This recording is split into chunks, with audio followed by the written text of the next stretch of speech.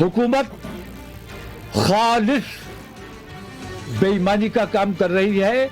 नरेंद्र मोदी हुकूमत के खिलाफ हमारा ये एहतजाज पुरजोर एहतजाज है और हम इस एहतजाज में दिखाएंगे कि हमें मुल्क को ताकत नहीं दिखानी है, हमें प्रधानमंत्री को अपनी ताकत दिखानी है।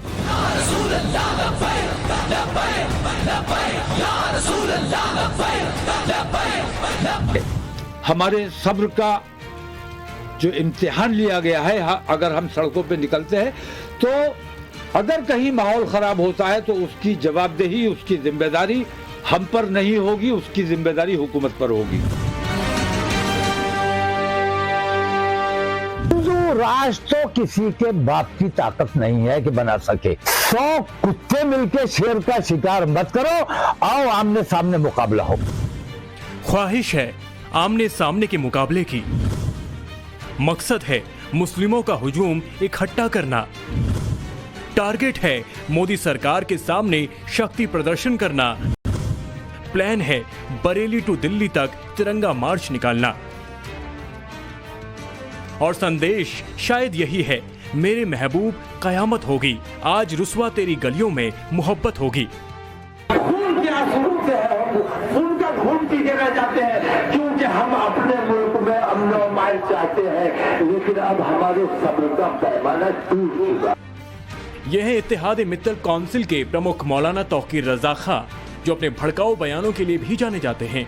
अब बरेली वाले मौलाना तौकीर ने मोदी सरकार पर मुसलमानों की अनदेखी का आरोप लगाते हुए 15 मार्च से मोदी सरकार के खिलाफ आर पार का ऐलान किया है। मौलाना तौकीर रजा ने इस यात्रा में देश के मुसलमानों और सेकुलर लोगों से जुड़ने का आग्रह किया है। उनका कहना है कि देश में मुसलमानों के साथ अत्याचार उनके ऊपर हो रहा है, उनके खिलाफ जुल्म हो रहे हैं और हुकूमत कोई मदद नहीं कर रही है। ऐसे में वक्त आ गया है कि उन्हें खुद अपनी हिफाजत के लिए आगे आना होगा।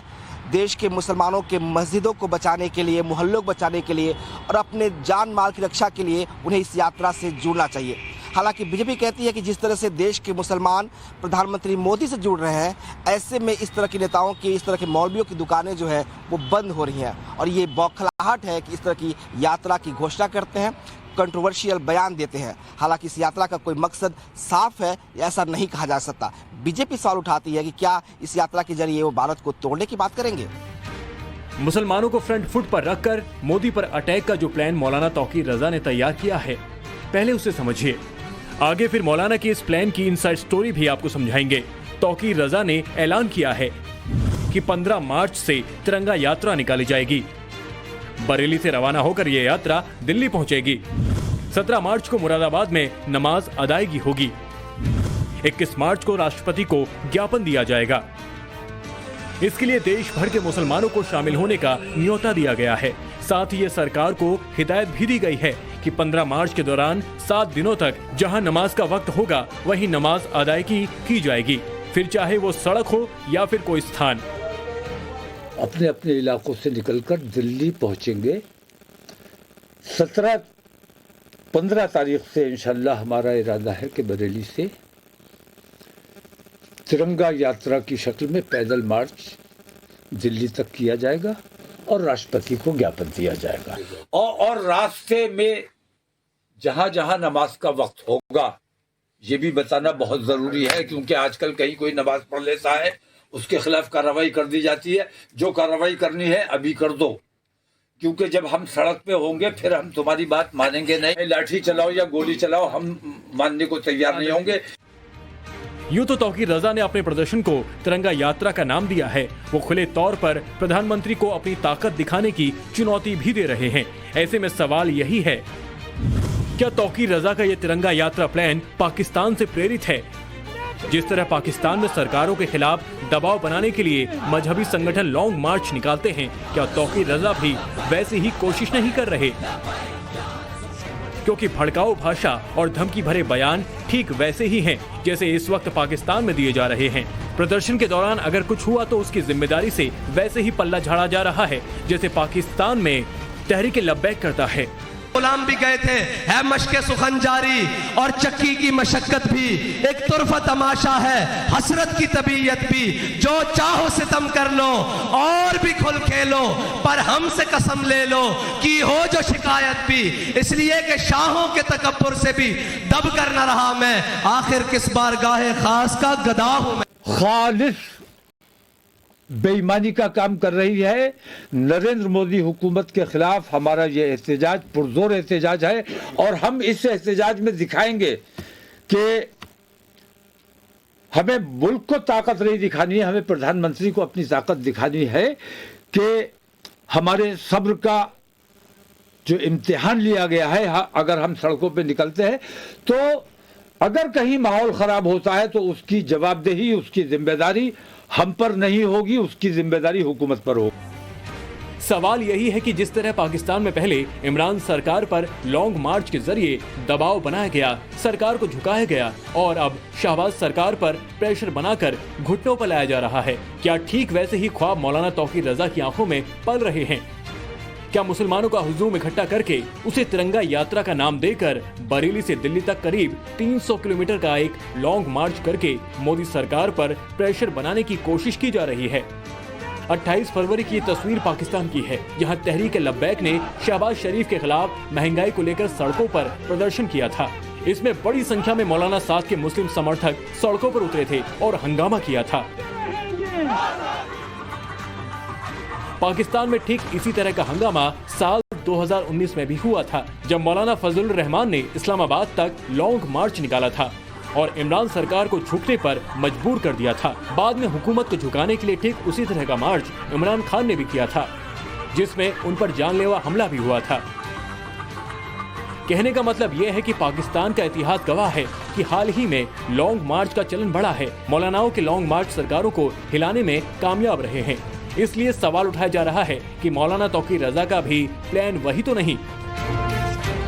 हमें मजबूर किया जा रहा है सड़कों पर आने के लिए, तो अपने हुकूक की बाजियाबी के लिए, अपने बच्चों को, अपनी मस्जिदों को, अपनी बेटियों की हिफाजत के लिए हम सरकार से गुहार करते रहे और सरकार उन गुंडों, उन आतंकवादियों की हिमायत करती रहे, इसलिए मजबूर होकर हमें निकलना पड़ रहा है। मौलाना तौकीर रजा के प्रदर्शन को पाकिस्तान से जोड़कर इसलिए भी देखा जा रहा है क्योंकि उनकी भाषा और भाव ठीक वैसे ही नजर आ रहे हैं जैसे पाकिस्तानी मौलानाओं के। लेके रहेंगे आजादी, हम लेके रहेंगे आजादी। सुना आपने, जैसे पाकिस्तान में मौलानाओं के मार्च में सरकारों को खुली चुनौती दी जाती है, ठीक वैसे ही चुनौती मौलाना तौकीर रजा मोदी योगी सरकार को भी दे रहे हैं। वो सड़क पर ही नमाज अदा करने की बात कर रहे हैं, रोकने पर हालात बिगड़ने की धमकी भी दे रहे हैं। हालांकि बर्क जैसे मुसलमान नेता ही मौलाना तौकीर की यात्रा पर सवाल उठा रहे हैं। मौलाना तौकीर अपनी तिरंगा यात्रा को मुस्लिम अत्याचार के खिलाफ प्रदर्शन बता रहे हैं। वो आरोप लगा रहे हैं कि देश में मुसलमानों के खिलाफ नफरत का माहौल बना दिया गया है। हालांकि ऐसा आरोप वो पहली बार नहीं लगा रहे। हरियाणा के भिवानी कांड के खिलाफ तौकीर रजा ने टेप को ऐसा ऑन किया है कि भड़काऊ बयान की गूंज दिल्ली तक सुनाई दे रही है। मोदी विरोधी नैरेटिव को सेट करने के लिए पूरा जोर लगाया जा रहा है, यानी मौलाना माहौल बनाने में पूरी तरह से जुट गए हैं। लेकिन सवाल ये कि इसका असर क्या होगा, कितना होगा, क्योंकि पाकिस्तान में तो मौलानाओं के लॉन्ग मार्च के आगे सरकारों ने सरेंडर कर दिया, लेकिन यहाँ हालात एकदम उलट है। मुकाबला इमरान या शहबाज जैसे कमजोर नेताओं से नहीं, मोदी योगी की ताकतवर जोड़ी से है।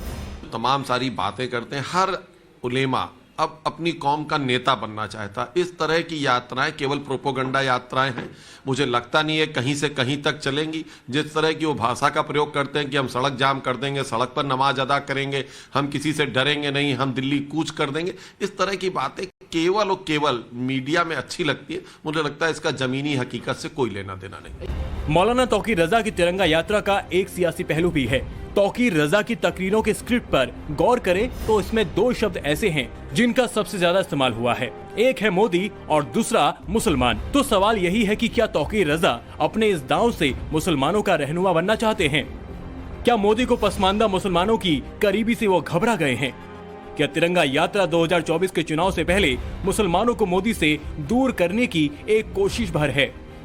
हालांकि मौलाना तौकीर की ये तिरंगा यात्रा को लेकर बीजेपी से ज्यादा हैदराबादी भाईजान ओवैसी के लिए खतरे की घंटी है, क्योंकि देश में कहीं भी मुसलमानों का नाम लिया जाता है तो ओवैसी तिलमिला उठते हैं।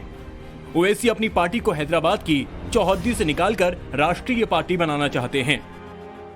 जुनैद और नसीर शहीद है और आप जो है आपकी एमपी पे कोई एक्शन नहीं लेते, कोई एक्शन नहीं बीजेपी की तरफ से। और भारत के प्रधानमंत्री बोलते हैं, एक गाना पुराना गाना गाते हैं भारत के प्रधानमंत्री, उसकी ट्यून ऐसी है कि सबका साथ, सबका विश्वास, सबका विकास, सबका प्रयास। प्रधानमंत्री ये गाना बहुत पुराना हो गया है, ये गाने में सच्चाई नहीं है, धोखा है। ओवैसी जब भी बोलते हैं, मुसलमानों की बात करते हैं, उनके जज्बात को कुछ ज्यादा ही उभारने का प्रयास करते हैं। मुद्दा कोई भी हो, सवाल कुछ भी हो, ओवैसी के हर बयान में मुसलमान आ ही जाते हैं। अब इस लड़ाई में तौकीर रजा उन्हें खुलकर टक्कर दे रहे हैं। और जमीन पर हम ये देखते हैं कि मुसलमानों के अलावा मुसलमानों को कत्ल करना और कातिलों की सरपरस्ती करना ये सरकार का काम है। और बाकी तमाम माइनॉरिटीज, चाहे वो सिख हो या हिंदू हो, ये ईसाई हो या मुसलमान हो, पारसी हो, इन सब की तरफ किसी भी तरफ कोई तवज्जो नहीं है। सरकार सिर्फ हिंदुत्व को फैलाने का और हिंदू राष्ट्र। देश में 2024 के चुनाव का काउंटडाउन शुरू हो चुका है। ऐसे में सभी दल अपने सियासी हथियारों को धार दे रहे हैं। मोदी विरोधियों की सारी राजनीति के केंद्र में मुसलमान हैं, जाहिर है। जब जब मोदी मुसलमानों की बात कर रहे हैं, विरोधियों को तगड़ा शॉक दे रहे हैं। बीजेपी सुविधाओं के सैचुरेशन यानी 100% बेनिफिट्स के लिए, जनता जनार्दन की भलाई के लिए काम करती है। सबका साथ, सबका विकास, यही हमारा सेक्युलरिज्म है। प्रधानमंत्री मोदी अनवरत विकास में विश्वास करते हैं, इसलिए सतत प्रयास करते हैं और सुखद परिणाम में सभी की भागीदारी की बात करते हैं। इसलिए बीजेपी की राष्ट्रीय कार्यकारिणी की बैठक में मोदी ने मुसलमानों को पार्टी से जोड़ने की बात कही थी। वोट की परवाह किए बगैर मुसलमानों और अल्पसंख्यकों में बीजेपी की रीच को बढ़ाने का मैसेज दिया और अब ग्राउंड पर इसका असर दिखने लगा है।